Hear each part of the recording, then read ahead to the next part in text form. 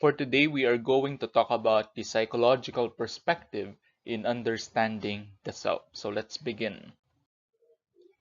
First, let me define what psychology is. So psychology is the scientific study of human behavior and mental processes. So in psychology, we study how people think, what people learn, and how can we change what they have learned. Okay, how do people develop? How do people form relationships? How do people cope through different adversities in life? How do mental health flourish, and how does mental illness develop? We learn, we try to scientifically study these things so that we can understand more about human behavior, like why do people help and why are people less likely to help. And there are a lot of issues under psychology, such as gender, such as teaching, such as thinking, discrimination, beliefs, etc. Okay, and here are the four goals of psychology. In psychology, we aim to describe, explain, predict, and modify behavior. Whenever we encounter people and these people turn out to be our clients, whenever we interact with clients, we try to apply these four goals. So the first is describe. So if we have a client, say for example, you have been sent to the guidance office or you have been seeing a psychologist, the first thing that we try to do is to describe what is happening with you. So why are you here in the guidance office? Do you have behavioral problems? Or are you here out of your own free will, or did someone tell you to be here? And if you're here, why are you here? Okay? Did you do something that your parents dislike? Okay, did you do something that is alarming? Okay, so we try to describe what the person is doing, and this does not only happen with our clients. We try to use this in our everyday life. Say for example, if a certain student is doing good, then we try to describe in what aspects of what he's trying to study is he or she doing good. Okay, is he good in mathematics? And then after we describe, we try to explain what makes this person different in comparison to others. Now, we use the different theories of psychology to try to understand and explain why the person turns out to be like that. Now, why is this person so spoiled and behaves in a childish manner, even though that he or she is an adult? Then we try to come in with our possible explanations. Like we can link that to his childhood behaviors, we can link that to his past experiences, or we can link that to future possible future goals. Okay, we can explain your dominance or your excellence in mathematics or in whatever field that you excel in as something related to your goal of becoming what you want to be. Say, for example, if you're very good in arts, then I can explain that's because you dream of having a good career in arts. And with after the description and the explanation, we try to predict what is going to happen with the person. But I want to clarify that we don't predict exactly what will happen to you. I'm not going to say that later you're going to talk with your mother and here's what you're going to say word by word. No, that's not what psychology is. Okay, we try to change that misconception. We don't guess what will happen to you, but rather we use we make scientific guesses, we make hypotheses, we try to predict what is going to happen with a person based on his past experiences. Say, for example, we can predict if you're going to behave or if you're going to disrupt the class based on your past experiences. We can predict if a student will continually be absent based on the past events. If you have been absent for four four meetings in a row, then we can predict that what if that we can predict that your absence may continue in the next few weeks. Hence, after predicting what is going to happen, as psychology professionals or in your understanding as mental health professionals, here's where we come in when we try to modify the behavior.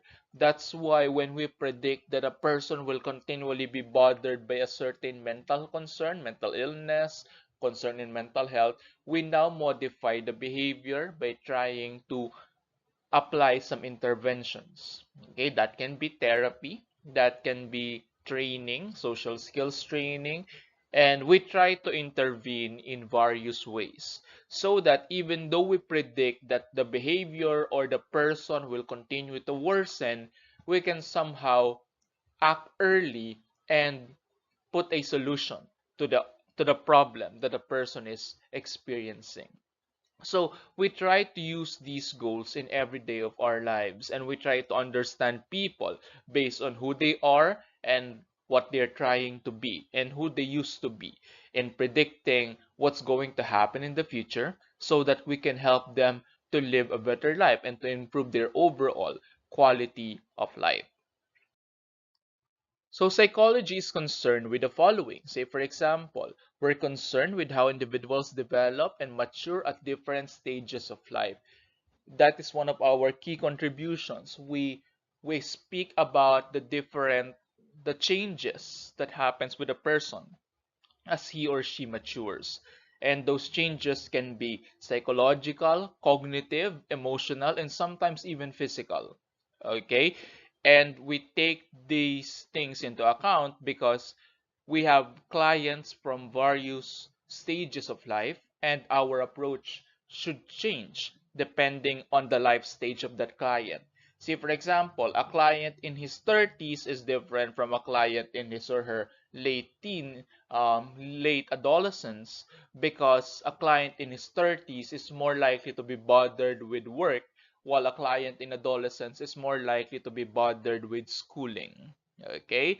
And we try to help people deal with various stressors of life, various challenges, by being knowledgeable about the different challenges that occur at different stages of life. Later on, you will have an example where we'll talk about childhood. Next is that we're also concerned about cognitive concepts such as consciousness, memory, and reasoning, and um, we try to explain different problems related to this. Say, for example, those who are in late adulthood may experience a decline in memory. Okay? And we try to intervene. We try to refer them to mental health professionals, say, for example, psychiatrists, who can give them interventions in order to mitigate the negative effects of a declining memory. The next is also what we call reasoning. So we try to understand how do different how do we differ when it comes to reasoning capability? Why is it that it's easier to explain to an adult than to a child? Okay. We are also concerned with how the individual and his environment shape his personality. This is a very important concept in psychology. So we believe that you are not the only one shaping your own personality, but your immediate environment also contribute in how you shape your personality, because sometimes you're not the one who wanted to adopt a certain behavior, but rather you have a certain attitude or behavior because of the influence of the people around you. Okay? What if you believe that people are good human beings and people are going to help, but because of your recent experiences, you believe that people are not trustworthy? Okay? What if you're really a very kind boy or girl, but because of your family problems, you became a cold-hearted individual? Okay? You believe that everyone will try to, they can try to trick you or fool you. That's because of the influence of your immediate environment to you. Okay, that's why it's important, especially in the Filipino context, when we deal with clients, the person is not our only client. We also consider the family as a client. Okay, because if the person experiences a certain problem, we believe that, especially in the Filipino setting, that the person itself or the person himself is not the problem, but rather what the person is feeling is a symptom of a greater problem occurring in the family. Okay, and that is their way of asking for help. We are also concerned with how we think, behave, and feel in certain situations, because these are connected to each other. How you think will change the way you behave, and it will change the way you feel. Okay, say for example, what if you're nervous about exams? Then you will think that you're not going to do well, and your behavior is that you're going to be very anxious during the day of your exam. That's why we teach people how to handle their emotions. Like, it's normal to feel bad after a negative event. It's normal to be sad, and there's nothing wrong about it, so that you will not think that you are not normal. But rather you would think that it's perfectly normal to have these feelings and to have these thoughts. But we're going to do our best to help you control these thoughts, these emotions, so that your behavior will be helpful and productive. We're also concerned with mental health and mental illnesses, but we're not just concerned with what's wrong with the person, we're also concerned with what can be enhanced. What can we work with to give the person a better quality of life? We're concerned with things such as the strengths of the person, coping, how can he or she cope with the problems that he or she is experiencing, and we're also concerned with concepts such as happiness and psychological well-being. Okay, so what I'm saying to you is that psychology is a very diverse field, and we are not limited to mental health and mental illness, but rather there are various subfields in psychology that is concerned with various psychological concepts, psychological constructs that we may observe, or we may that manifest in our day-to-day lives. The first perspective we're going to talk about is the theory of cognitive development, and this was theorized by Jean Piaget. Okay, so the theory of cognitive development deals with the nature of knowledge itself and how humans come to acquire it. Okay, so Piaget focuses work among children, and he believes that children made sense of the world in a different way compared to adults. This is not to say that children are inferior to adults, but rather he believes that children thinks in a different manner compared to adults. And he focused on how do children develop cognitively in the early stages of life. And he came up with a four-stage model of how the mind processes the information encountered. So let's take a look at those stages in the next few slides. First, we need to familiarize ourselves with the basic concepts of the theory of cognitive development. The first thing I want to share with you is the concept of schema. And when we say schema, these are the building blocks of knowledge. And schemas are mental organizations that individuals use to understand their environment. And when we say schema, these are beliefs, these are ideas, these are thoughts. Sometimes they are automatic, sometimes they're easily accessible. Say, for example, if your parents raise you well, then you're going to believe that your schema about parents is that parents are good. Okay? If you encountered strangers who tried to trick you, or who tried to fool you, who tried to steal from you, you're going to have a schema that strangers are bad. Okay? If if you have a good time at school, then your schema is that your idea about schooling is that schooling is fun. Okay, learning is fun.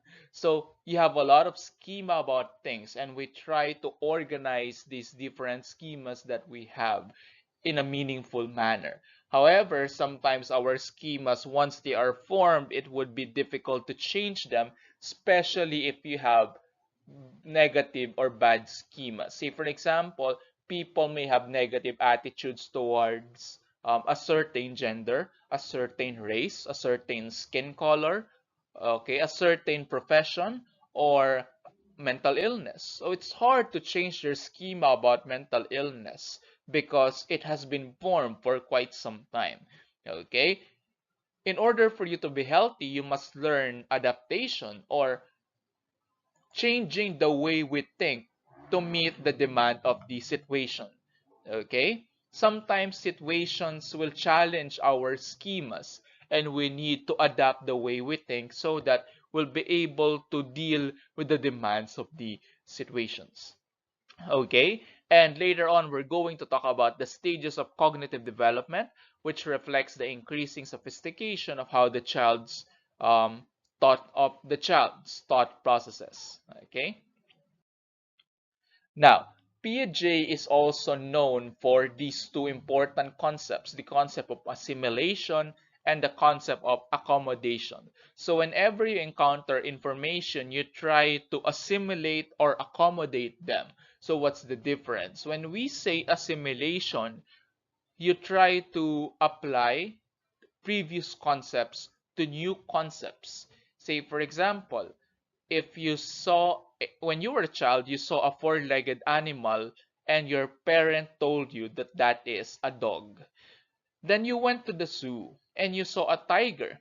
Because the tiger is four-legged, you assimilated that with what you know so far and you said that that is a dog. But in reality, that is a tiger. So there's a danger with assimilation because when we assimilate, it may not be accurate. Okay? That's when we accommodate. Okay, later I'm going to discuss accommodation. Here's one more example of assimilation. Perhaps when you were a child, you believed that if things have wings, they can fly. Say, for example, birds can fly because they have wings. Now, when I was a child, when I was watching superheroes on screen, I once believed that they can fly because of their cape, because in my mind, their cape is their wing. Okay? But eventually, I realized that one cannot fly simply by wearing a cape on their back.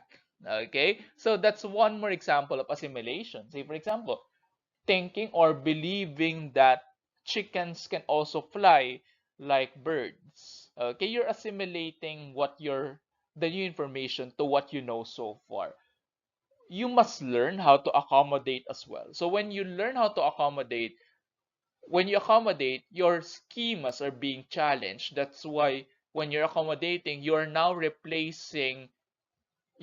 changing the old information. You're now changing the way you think to fit in the new concepts. Okay? And that is what accommodation is. So parents will play a very important role in accommodation so that your children will not think that all four-legged animals are dogs. Okay? You're going to correct them ahead of early so that they will know that there are four-legged animals, but it doesn't necessarily mean that they are dogs. So challenge their ideas so that their thinking will adapt as well. Okay, so that is it for assimilation and accommodation. With assimilation, you try to fit in the new information with what you know so far. With accommodation, you try to change the way you think or you try to correct something so that your thinking or your thought processes would adapt. Okay, so you know that you have already achieved accommodation when you no longer believe that chickens can fly just like birds. Okay, so that's one example. Try to think of your own example as well. Now let's take a look at the actual stages of cognitive development that Piaget shared to us. So the first stage is what we call sensory motor stage, and this happens around 0 to 2 years old. And in sensory motor stage, we get knowledge through senses.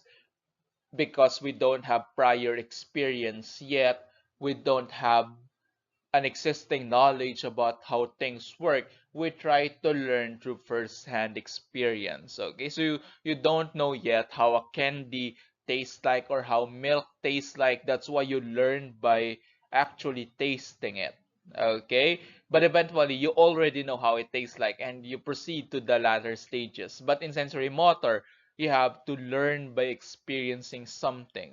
Okay, so in sensory motor stage, one of the most important things that we can achieve is what we call object permanence, and this is developed around 4 to 9 months. Okay, so let me show you an example of object permanence.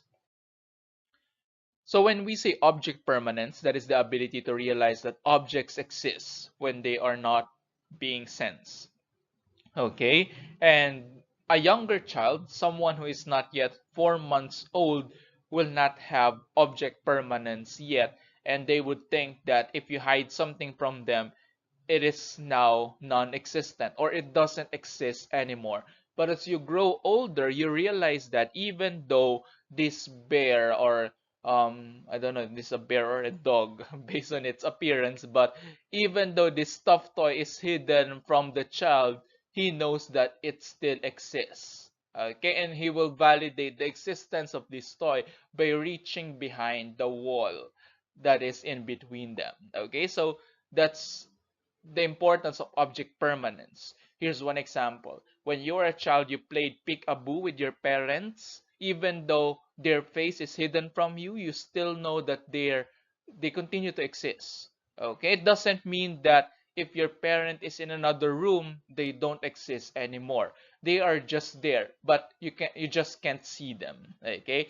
That's the importance of object permanence, knowing that things exist even though you can't see them or you can't hear them. Okay, so now let's move on to the next stage, which is the pre-operational stage, which is in the 2 to 5 years old. And in this stage, we are now able of verbal thinking, but sometimes our thinking is egocentric. Later, I'm going to show you an example. And we can now do mentally what we could only do physically before. For example, before, when you were in sensory motor, you learned that if you drop a glass from the table, then it would shatter. So that's how you learn that things can shatter or things can break. When you're in the pre-operational stage, you no longer have to shatter or to drop a glass for you to know that it will break.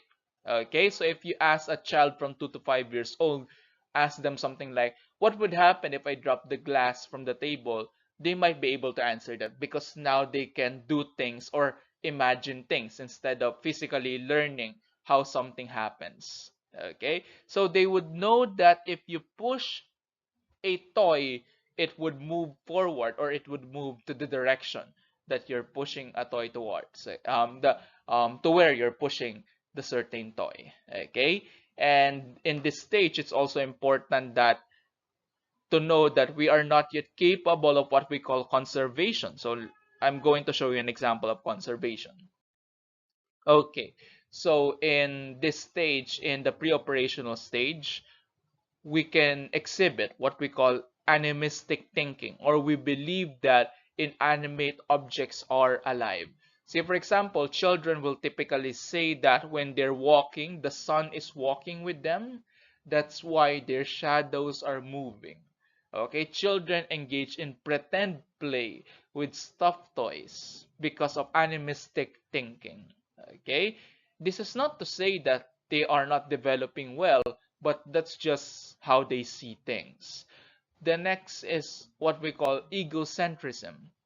Okay, when we say egocentrism, the ego is the self. Centrism means how do you center your thinking, or where does your thinking revolve on.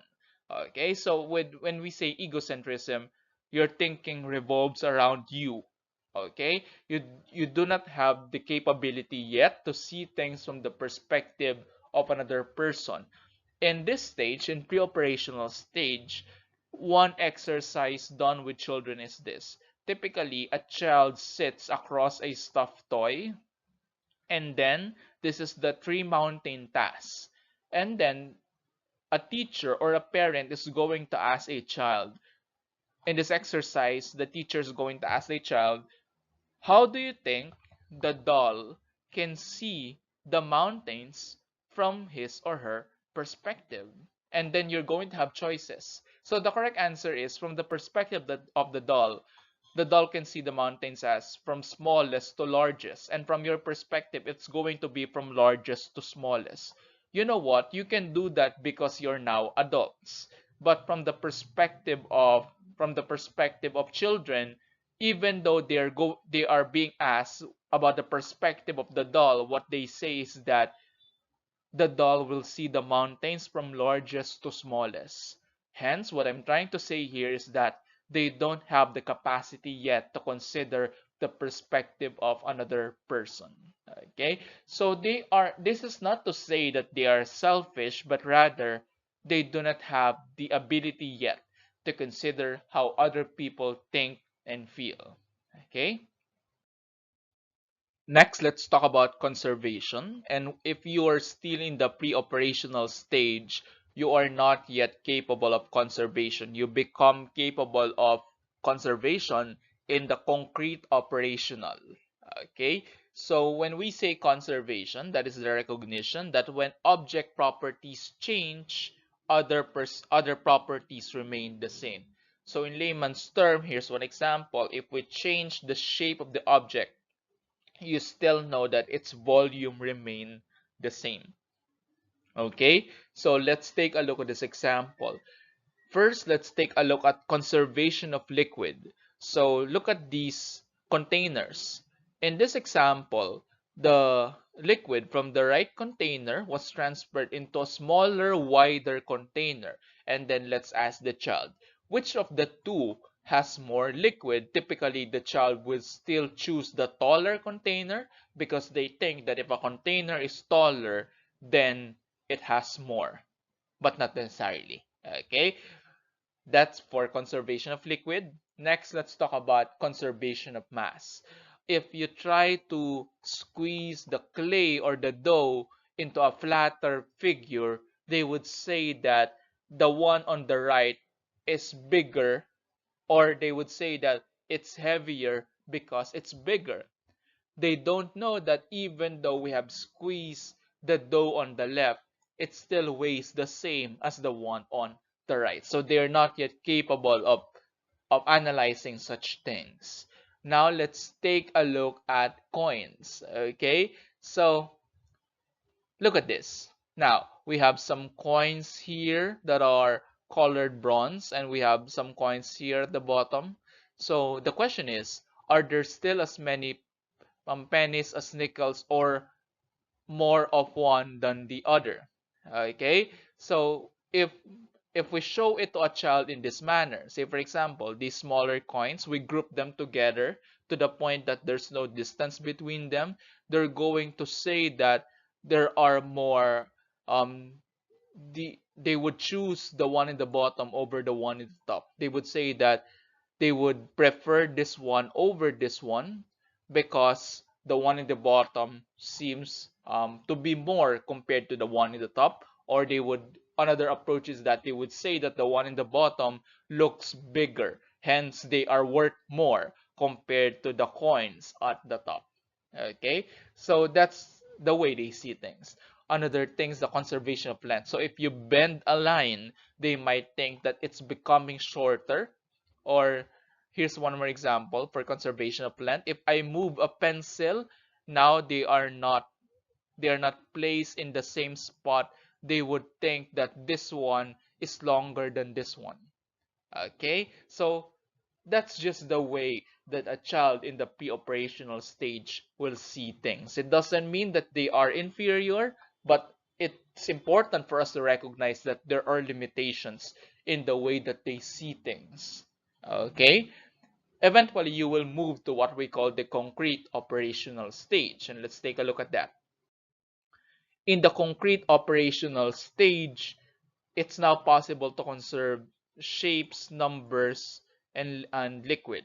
Okay, and that's one of the most important achievement when you are in 6 to 11 years of age. Okay, and in this stage you learn initially how to use logic and reasoning, but it's still limited to appearance and what is concretely observed. That's why it's called concrete operational. Sometimes your reasoning is limited to what you can see, and you don't believe in abstract representation. Say, for example, children will not believe that a mascot is not really a mascot, but rather a mascot is not really alive, but rather there's a person inside the mascot. They won't believe you because they think that their favorite character is really alive because they cannot see the person inside the mascot. Okay, so it's one way to entertain children or those in grade school. Okay, eventually they will no longer be entertained by that because they will move on to the formal operational stage wherein they're capable of abstract thinking. Okay, and they're capable of systematic problem solving, they're capable of metacognition, meaning you can now reflect and think about what you are thinking. Okay, that's metacognition, thinking about what you think. You can now critique what you think, you can now reflect on it, and that's one important achievement as a 12-year-old, as an adolescent. Okay, that's why adolescents are more reasonable, they are more empathic, they are more abstract in the way that they think, and you are now capable of scientific reasoning. That's why, as much as possible, we try to avoid talking about research when talking with children. Okay, so that's for the of cognitive stages of development according to John Piaget. And in the next topics, we're going to talk about personality development from different psychologists.